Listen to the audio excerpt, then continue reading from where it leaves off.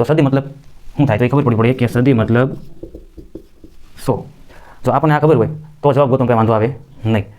નમસ્તે વિદ્યાર્થી મિત્રો, તો સીઈટી પરીક્ષા તૈયારી માટેના એક નવા વિડીયોમાં આપનું હાર્દિક સ્વાગત છે.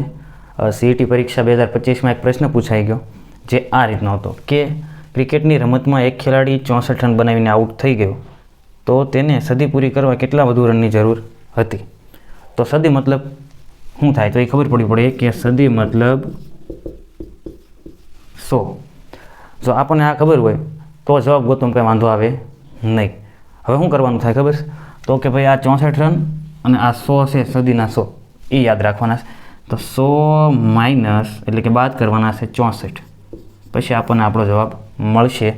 0માં 4 ન જાય મતલબ કે લીધો 10, કો પાસે 0ને ચેકીને મૂક્યા 9, એની પાસે કર્યા 0. આ 9 લીધા, એનો 0 આગળ પણ કરવો પડે. તો 10માંથી 4 જાય તો 6, 9માંથી 6 જાય તો 3 અને 0નો 0 મતલબ કે આપણો જવાબ આવશે 36.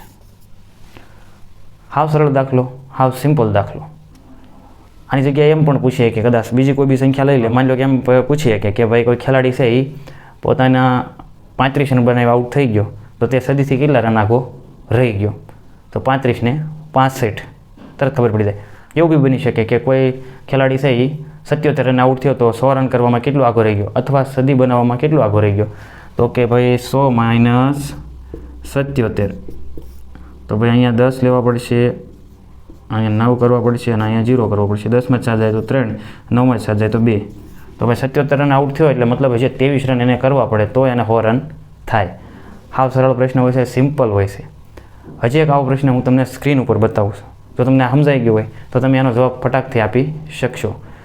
મળે નવા વિડીયોમાં, ત્યાં સુધી આપણી પ્લેલિસ્ટ જોતા રહો જેથી તમારા સીઈટીમાં વધુ માર્ક આવે. ધન્યવાદ.